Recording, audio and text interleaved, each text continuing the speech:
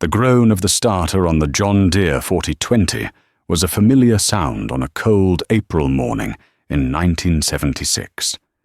It was a deep, guttural complaint, the sound of cold, thick 30-weight oil being forced through passages that hadn't felt warmth in 12 hours.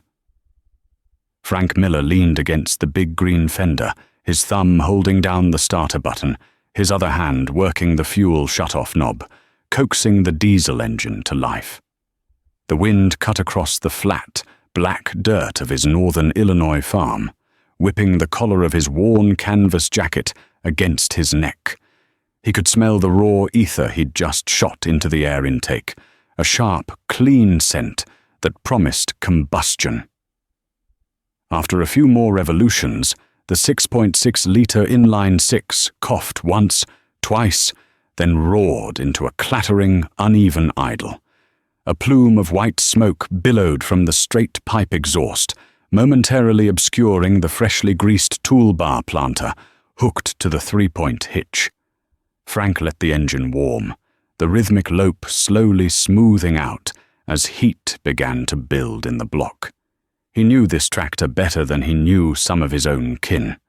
He knew the precise spot on the tachometer where the governor would kick in, the way the synchro-range transmission would slip just a little going into 7th gear if you didn't double-clutch it just right, and the slow, weeping leak from the rear main seal that left a single, dark, dollar-sized spot on the concrete floor of his shop every night. A different sound cut through the morning air. It wasn't the sound of old iron. It was a high-pitched, clean whine, the sound of a modern turbocharger spooling up. Frank looked across the fence line that separated his 320 acres from his neighbor's land. Dale Peterson was climbing into the cab of a brand-new International Harvester, 1466. It was a monster, a gleaming red beast with dual rear wheels, a factory cab with tinted glass, and the bold turbo decal on the side panel. The engine fired instantly, a smooth, powerful roar that settled into a confident hum. Through the glass, Frank could see Dale, comfortable in his padded seat, probably listening to the farm report on the AM radio. Dale put the big tractor in gear and rolled up to the fence, the massive tires making Frank's 4020 look like a garden tractor. He powered down the electric window with a soft whir. "Morning, Frank," Dale yelled over the sound of both engines. "Still wrestling with that old relic? I thought you'd have traded that thing in for scrap by now." Frank pulled a red rag from his back pocket and wiped a spot of grease from his knuckle. "She still runs, Dale. Gets the job done." Dale laughed, a booming sound that seemed to mock the cold wind. "Gets the job done, sure. But how long does it take you? I'll have this quarter section planted by noon. You'll be lucky to be done by tomorrow night. Frank, the bank's practically giving money away. Prime rate's down to 7%. A man could get into a new 1566, get himself a 12-row planter, and double his acreage without breaking a sweat." Frank looked at the new IH, then back at his own rig. His planter was an old 6-row Deere 7000, a good, solid piece of equipment, but it was nothing compared to the new cyclo planters Dale was pulling. He knew Dale was right about the speed, but there was something else, something deeper. "Debt's a chain, Dale," Frank said, his voice low and steady.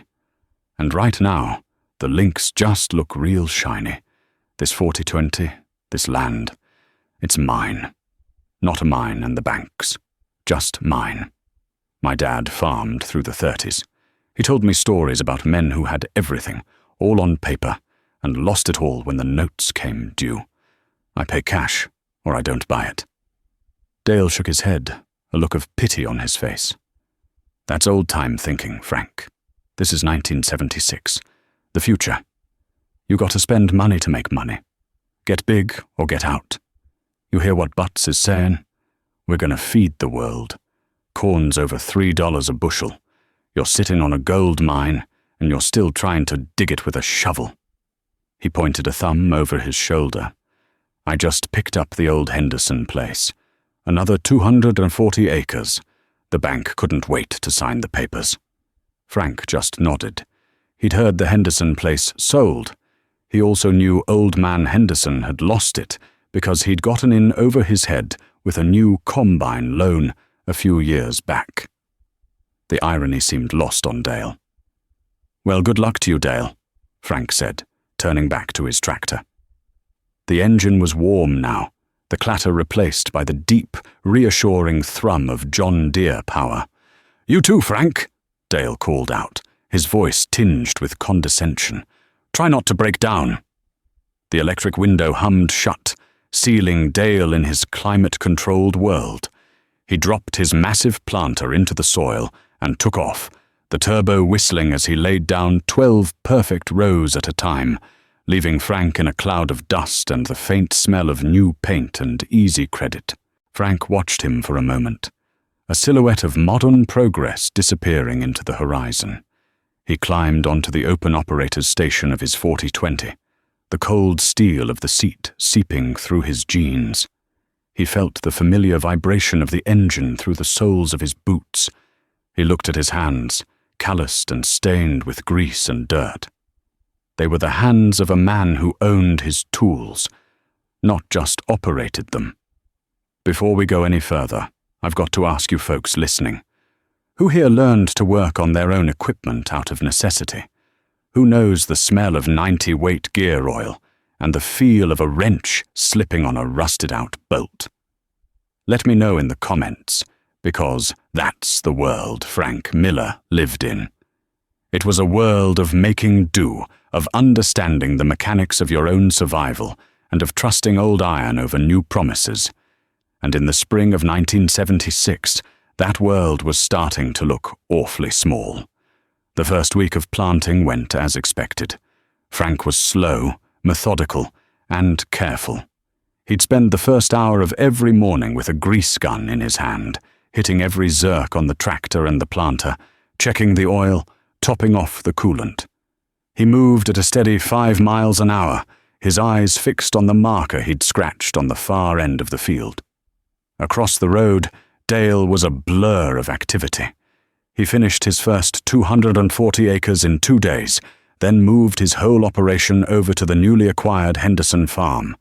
Trucks from the co-op were constantly running up and down the road, delivering liquid nitrogen and seed to Dale's fields, while Frank loaded his own seed bags by hand, one 50-pound sack at a time. The talk at the grain elevator and the small cafe in town was all about Dale Peterson's ambition. He was the future.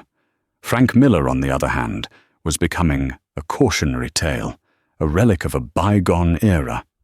"Poor Frank," they'd say over coffee. "He's a hard worker, but he's going to get left behind. Can't farm 300 acres with a tractor from the last decade." Frank heard the whispers. He felt the sideways glances, but he kept his head down. He knew his soil. He knew his costs. His seed, fertilizer, and fuel for the year were already paid for, with money he'd earned last harvest.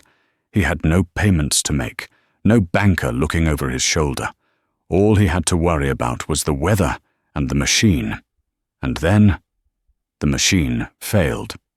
It was a Tuesday afternoon, the sky a perfect, cloudless blue. He was on his last 80 acres, the finish line in sight. He reached the end of a row and pulled the hydraulic lever to lift the planter for the turn. Nothing happened. The planter stayed buried in the dirt. He pulled the lever again, harder this time. The engine lugged slightly, but the three-point arms didn't move an inch. A sick feeling coiled in his stomach. He knew immediately what it was, the main hydraulic pump. He shut the tractor down, and the sudden silence of the field was deafening.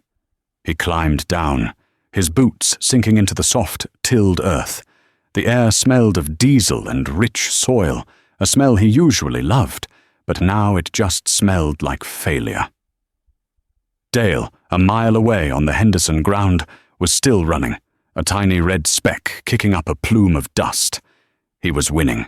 Frank walked back to the shop, a 2-mile trek under the hot afternoon sun. His mind raced, calculating the lost time. A hydraulic pump wasn't a simple fix. It was buried deep in the guts of the tractor, behind the clutch housing and brake pedals. It was a full day's work if you had the parts. And that was a big if.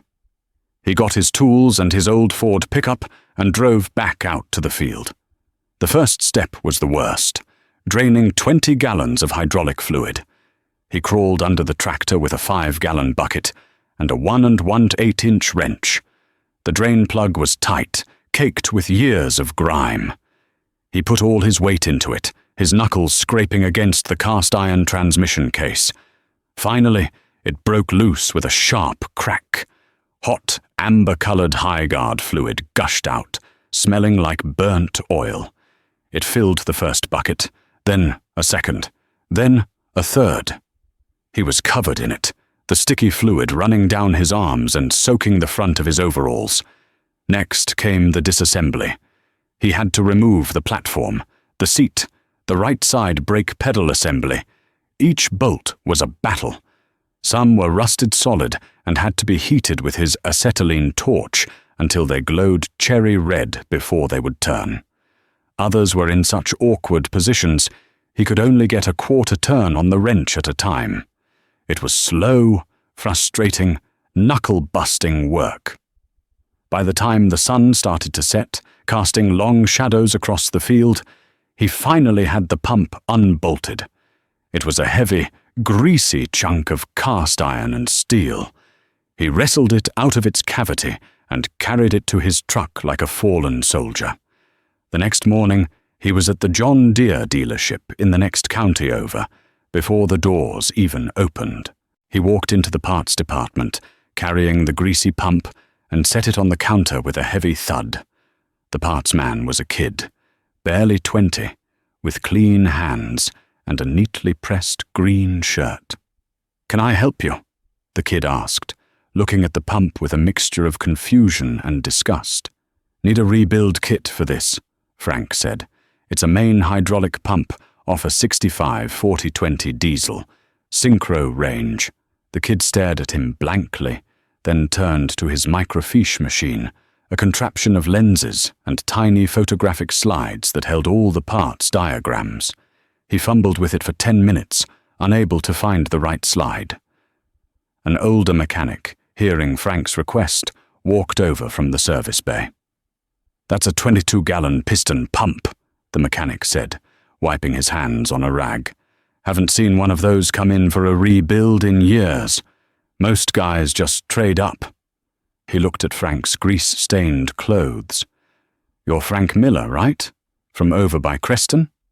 Frank nodded. "Heard you were still running that old girl. She's a good tractor." The mechanic turned to the kid. "Look under section 70, steering and hydraulics. It'll be there." They found the kit, a small cardboard box full of O-rings, gaskets and seals. It cost $43. As Frank paid, he saw a few other farmers at the counter, guys he knew. They were picking up oil filters for their new 42430s and 46 Gaines 30s, machines with sound guard cabs and air conditioning. They nodded at Frank, but there was a knowing look in their eyes, the look that said, "See? That's what you get for running old junk." The whispers followed him out the door. "Heard Frank broke down, right in the middle of planting. Dale Peterson's already done, you know, moving on to spraying." The drive home was quiet. Frank felt the weight of every lost hour. When he got back to the farm, the sky was turning grey. The forecast had called for rain, and he could smell it in the air. He worked with a desperate urgency, cleaning the pump housing, carefully installing the new seals and O-rings, his fingers, clumsy with grease and dirt, fumbling with the tiny parts. He reinstalled the pump, wrestling the heavy unit back into its tight space. He reconnected the lines, the pedals, the platform. Finally, late in the afternoon, as the first drops of rain began to fall, he finished refilling the transmission with fresh Highguard. He climbed onto the seat, his body aching from 2 days of hard labor. He turned the key. The engine fired up. He pulled the hydraulic lever. With a soft whine, the 3-point arms rose smoothly, lifting the planter from the damp earth. A wave of relief washed over him, so potent it almost made him dizzy. He had done it. He had fixed it himself. But his victory was short-lived. The drizzle turned into a steady downpour, the kind of slow, soaking rain that would keep him out of the field for at least 3 more days. He drove the tractor back to the shed, the tires slinging mud. He had lost nearly 4 days of perfect planting weather. His 80 acres of unplanted ground would now have to wait. He was behind, just like everyone said he would be. As he shut off the engine and sat in the quiet darkness of his machine shed, listening to the rain drum on the tin roof, he could almost hear Dale Peterson laughing. The next 2 years were a blur of hard work and quiet perseverance. The rain finally stopped, and Frank got his crops in. His corn came up a little later than everyone else's, but the soil was good, and by July you couldn't tell the difference. He brought in a decent harvest that fall of 76, and another one in 77. He lived by the same ironclad rule. He didn't spend $1 he didn't have. Meanwhile, the world of agriculture was going crazy. The mid to late 70s were the boom years. Russia was buying American grain by the shipload, driving commodity prices through the roof. Corn hit $3.50, then flirted with $4 a bushel. Soybeans were even better. Land values, which had been climbing steadily, suddenly skyrocketed. A farm that was worth $1,000 an acre in 1975 was worth $2,000 by 1978. The mantra from the government, the banks, and the farm magazines was unanimous. Expand. Leverage your assets. Use that soaring land value as collateral to borrow more, buy more land, buy bigger equipment. Get big or get out wasn't just a slogan anymore. It was treated as gospel. No one embraced this new religion more fervently than Dale Peterson. He became the poster boy for the modern, aggressive farmer. After his first successful year on the Henderson place, he didn't just sit back and count his money. He went back to the bank. He bought another 160 acres that bordered his property to the north. To work all this new ground, he traded in the 1466, which was only 2 years old, for a massive articulated Steiger Panther, a 4-wheel drive monster that could pull a 30-foot field cultivator. He built a new Morton machine shed, a gleaming steel building so large you could park a half-dozen semi-trucks inside it. He put up 2 new 50,000-bushel grain bins with automatic augers and dryers. Dale was no longer just a farmer. He was an agribusinessman. He drove a new Lincoln Continental to church on Sundays. His wife wore a full-length mink coat in the winter, and he took his family to Hawaii for a vacation every February. He was the talk of the county, a success story everyone pointed to.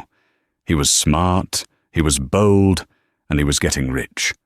And Frank Miller just kept on farming his 320 acres with his old John Deere 4020. The pressure to change was immense. The banker, a man Frank had known his whole life, called him into his office. "Frank," he'd said, leaning over his big oak desk, "your balance sheet is the best in the county. You've got no debt. Your land is free and clear. With your equity, I could get you a loan for $1 million tomorrow. You could buy the Smith farm, get yourself a whole new line of equipment. You're sitting on a sleeping giant." Frank just shook his head. "I'm sleeping pretty good at night as it is, Tom." Even his own son, young Mark, who was now 16 and helping full-time in the summers, started to question him. "Dad," Mark asked one hot afternoon as they were cultivating beans, "why don't we get a new tractor like Mr. Peterson? One with a cab and a radio. It's 100 degrees out here." Frank throttled down the 4020 and looked at his son. He saw the appeal. The dust, the heat, the constant roar of the engine, it wore a man down. But he wanted Mark to understand something more important than comfort. That evening, after chores, he took Mark into the small, cluttered office in the corner of the machine shed. He pulled a metal box from the bottom drawer of his desk. Inside were 2 documents. One was the title to the John Deere 4020. The other was the deed to the 320 acres of black dirt they were standing on. He handed them to his son. "Look at those," he said. "There's only one name on them. Miller. Not Miller and the Farmers National Bank. Not Miller and John Deere Credit. Just Miller. Son, this piece of paper says this is ours. We can't be kicked off it. No one can take that tractor away from us. There's a peace in that, a kind of freedom, that no air-conditioned cab or radio can ever give you." Mark looked at the papers, then back at his father. He didn't fully understand, not yet, but he could see the conviction in his father's eyes. Frank had good years. He took his profits and, instead of buying more land, he reinvested them in the farm he already had. He put new tin on the barn roof. He replaced the worn-out tires on the 4020 with a new set of Firestone Field and Roads. He did a complete in-frame engine overhaul on his old Chevy C60 grain truck, replacing the pistons, sleeves and bearings himself. He paid cash for everything. The rest of the money, a substantial amount from 2 years of high grain prices, he put into a simple savings account at the bank, earning a modest 5% interest. The community saw it as a lack of vision. "Frank's afraid to take a risk," they'd say. "He's letting the opportunity of a lifetime pass him by." He was seen as a relic, a man stuck in his father's ways, while the world moved on without him. One evening, in the late fall of 1979, Frank was in his shop, cleaning grease from a wheel bearing with a kerosene-soaked rag. The small radio on his workbench was tuned to WGN out of Chicago. The farm report was over, and the national news came on. He wasn't paying much attention until he heard a name that caught his ear: Paul Volcker, the new chairman of the Federal Reserve. The newscaster was talking about combating runaway inflation and the Fed's decision to dramatically tighten the money supply. The report mentioned that the prime interest rate, the rate banks charge their best customers, had just been raised again, and was now approaching an unheard-of 12%. Frank stopped what he was doing. He put the greasy bearing down and walked to the shop door, wiping his hands on his overalls. He looked across the road. The lights were on in Dale Peterson's massive new machine shed, illuminating the fleet of new, red equipment parked inside. The whole operation, the land, the bins, the machines, all of it built on a mountain of debt taken out when money was cheap. 12%. A cold knot tightened in Frank's gut. It felt like the stillness in the air right before a tornado. He didn't know much about economics or the Federal Reserve, but he knew what happened when the cost of borrowing money doubled. He knew what it meant for men who owed hundreds of thousands, or even millions, of dollars. The wind was changing, and Frank had a terrible feeling that a storm was coming, a storm that would wash away the shiny promises and leave only the hard, unforgiving truth of what was owned and what was owed. The spring of 1980 arrived late and angry. A cold, wet April kept everyone out of the fields, turning the rich black soil into a thick, impassable gumbo. When it finally dried out enough to work, a relentless, dry wind began to blow out of the southwest, a hot breath that seemed to suck the moisture right out of the ground.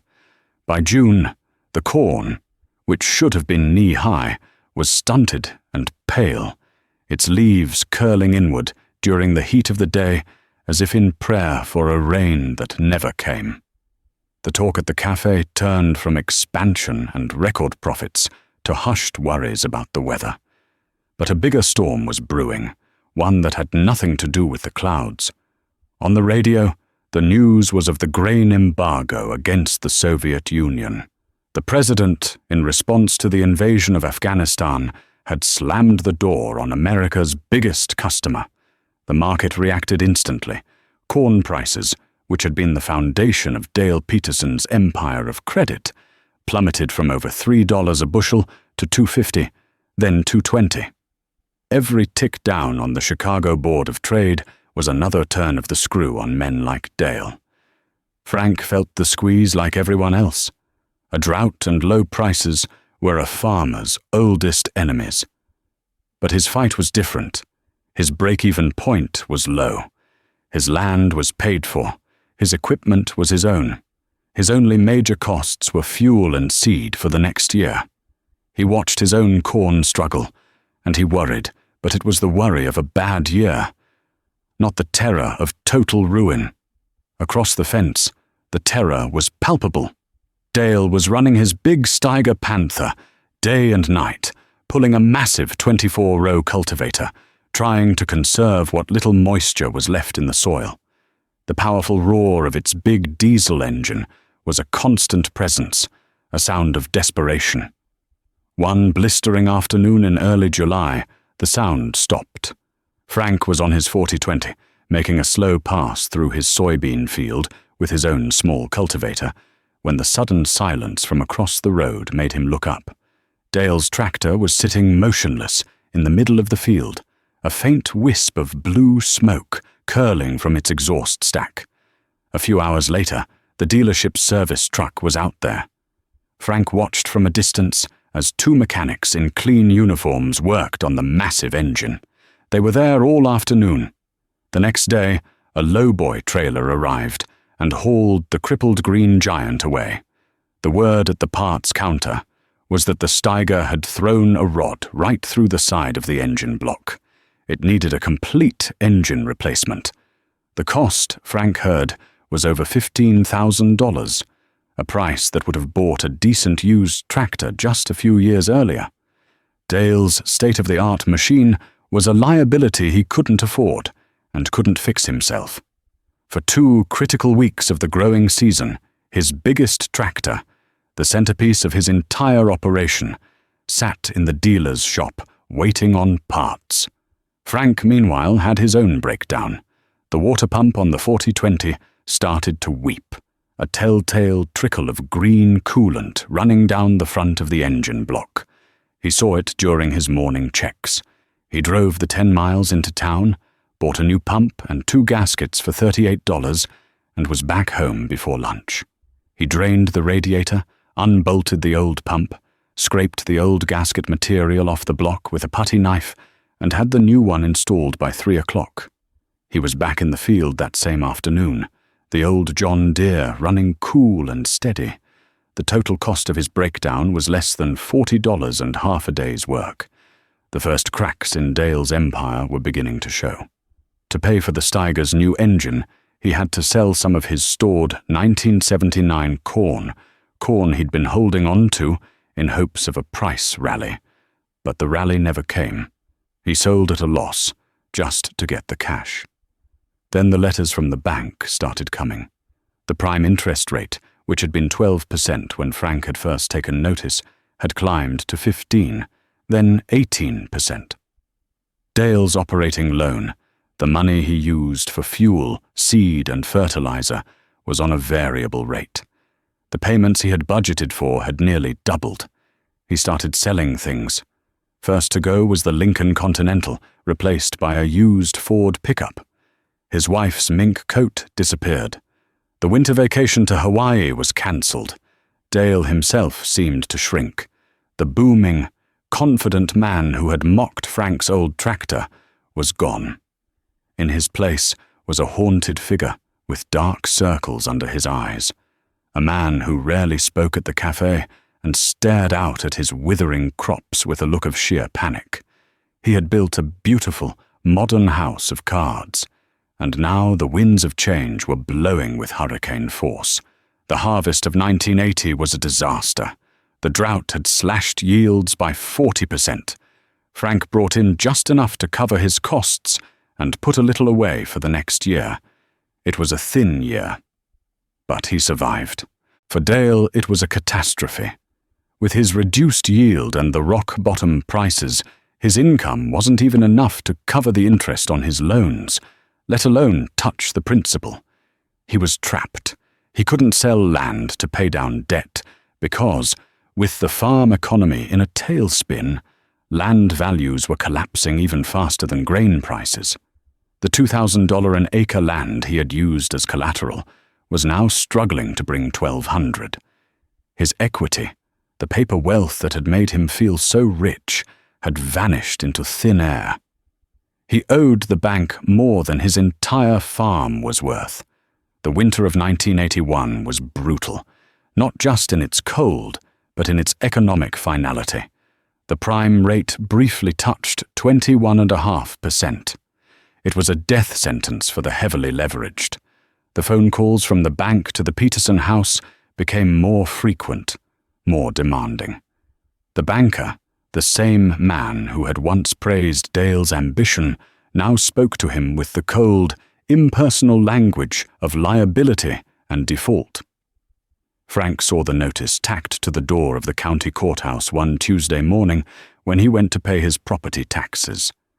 It was a standard legal form, but the words felt like a punch to the gut. Notice of foreclosure sale. The property of Dale and Susan Peterson, all 640 acres, including all buildings and improvements, would be sold at public auction on the first Saturday in April. The news spread through the community like a prairie fire. It was one thing to hear about hard times on the national news.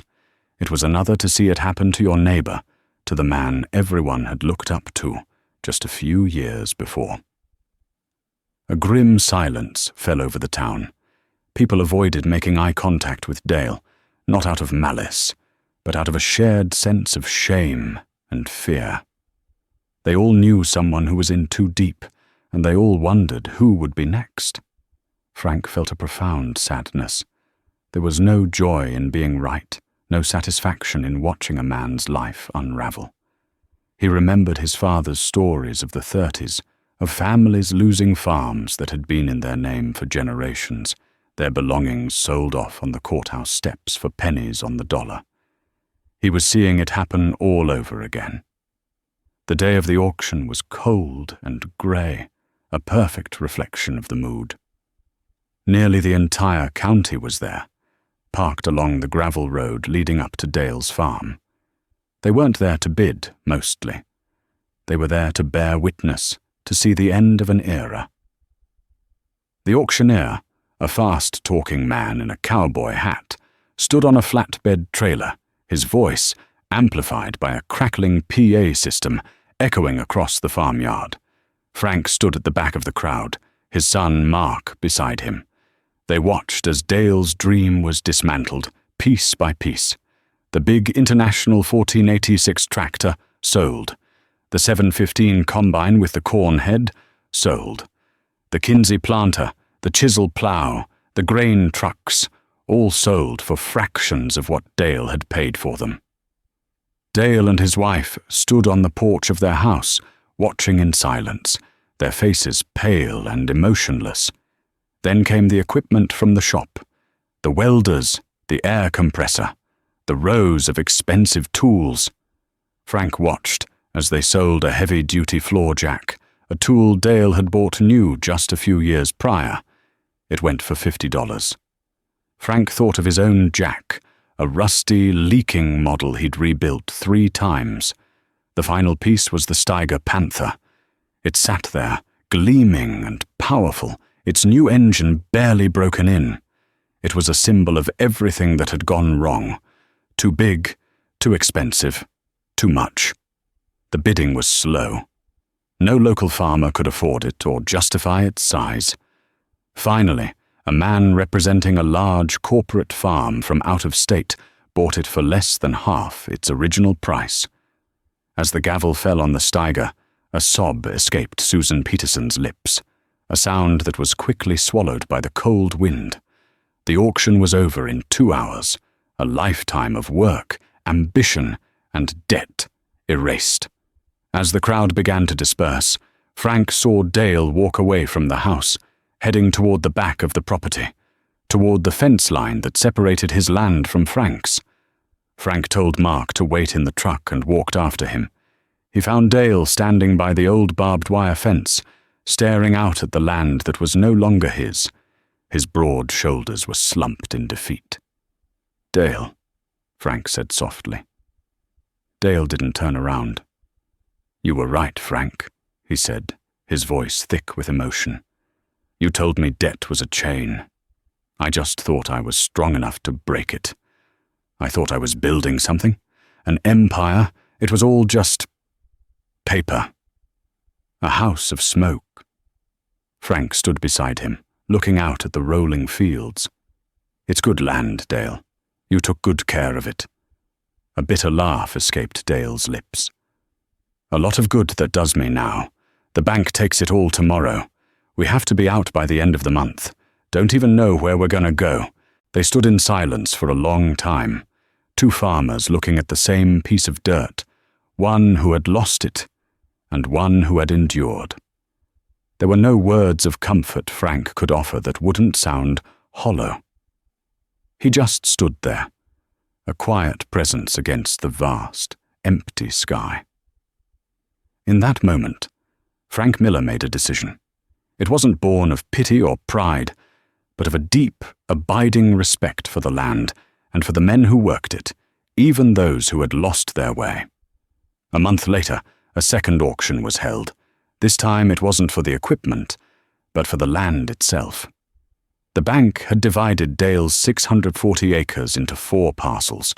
Frank was only interested in one, the original 240-acre Henderson place, the first farm Dale had bought in his expansion, the one that bordered Frank's own property. He went to the bank a week before the sale. He sat down with Tom, the same banker who had once tried to loan him $1 million. Frank didn't ask for a loan. He opened his simple passbook savings account book and laid it on the desk. The profits from the good years, the money he hadn't spent on new iron or more land, had been sitting there, quietly earning interest. With the sky-high rates, his modest savings had grown into a formidable sum. "I want to make a cash offer on Parcel B of the Peterson farm," Frank said. "The Henderson place." The banker looked at the balance in the passbook, then at Frank. The look of a salesman was gone, replaced by one of genuine respect. "Frank," he said, shaking his head slowly, "you played the long game, didn't you?" "I just farmed," Frank replied. On the day of the land auction, Frank stood in the same courthouse where he'd seen the foreclosure notice. He was dressed in his usual work clothes, a stark contrast to the other bidders, who were mostly investors in suits and representatives from the big corporations that were buying up distressed farms. When the auctioneer called for bids on the Henderson place, Frank raised his hand. The bidding was brisk at first, but as the price climbed, the investors began to drop out. Their calculations were based on profit margins and return on investment. Frank's calculation was different. He knew every swale and rise of that land. He knew where the soil was heavy and where it was light. He knew it was worth more than what a balance sheet could ever show. Finally, it came down to Frank and one man in a crisp grey suit. The bidding slowed. Each raise met with a long pause. The auctioneer's chant echoed in the tense room. "I have 110,000, he cried, looking at the man in the suit. "Do I hear 115? The man hesitated, looking at his notes. Frank, without a moment's hesitation, raised his hand again. 120,000, Frank said, his voice clear and steady. It was almost all the money he had in the world. The man in the suit looked at Frank, at his weathered face and calloused hands, and seemed to understand he was not bidding against another investor. He was bidding against a man who was buying his own future. The man shook his head. "Sold!" the auctioneer yelled, his gavel cracking down like a rifle shot. "To Frank Miller." A quiet murmur went through the room. The local farmers who were there looked at Frank with a newfound admiration. He hadn't just bought land. He had bought it the right way, with money he had earned and saved, not with borrowed promises. He had proven that the old ways, the slow and steady ways, were not a path to obsolescence, but a path to survival. That evening, Frank drove his pickup truck not to his own house, but to a small rental house on the edge of town. He knocked on the door. Dale Peterson opened it. He looked tired, but the haunted look was gone, replaced by a quiet resignation. "Frank," he said, surprised. "Dale." Frank nodded. "I bought the Henderson place today." Dale looked down at his feet. "I heard. Congratulations. You'll do right by it." "I need some help, though," Frank said. "It's more ground than I'm used to. I was wondering if you'd be interested in working for me. I'll pay you a fair wage. And I was thinking, the old Henderson farmhouse is sitting empty. It's not much, but it's got a solid roof. You and your family could live there, rent-free, as part of the deal, at least until you get back on your feet." Dale stared at Frank, his eyes welling up. The man he had once pitied, the man whose methods he had openly mocked, was now offering him not just a job, but his dignity. He was offering him a way to stay on the land, to keep his family in the community they knew. "Why, Frank?" Dale asked, his voice cracking. "After everything? Why would you do that for me?" Frank looked past Dale, out toward the setting sun. "Because nobody knows that piece of ground better than you do," he said. "And because hard times shouldn't have to break a man completely. My dad always said a good neighbor is worth more than a good harvest." The years that followed were a quiet vindication. Frank and Dale worked the combined 560 acres together. They used Frank's old 40-20 for the planting and light tillage, and for the heavy work, Frank bought a used but well-maintained John Deere 4x440 at an auction, paying cash. It had a cab with air conditioning and a radio, and he made sure Dale was the one who spent the most time in it during the hot summer months. Mark grew into a young man with his father's quiet strength and work ethic. He learned to weld, to rebuild an engine, to diagnose a hydraulic problem by the sound it made. He learned the difference between cost and value. One afternoon, he and Frank were in the shop, giving the old 40-20 a tune-up. It had over 10,000 hours on the engine clock, but it still started every time. "Dad," Mark said, wiping grease from his hands, "I see it now. What you tried to tell me all those years ago. It's not about being against new things. It's about being in control of the things you have." Frank stopped turning his wrench and looked at his son.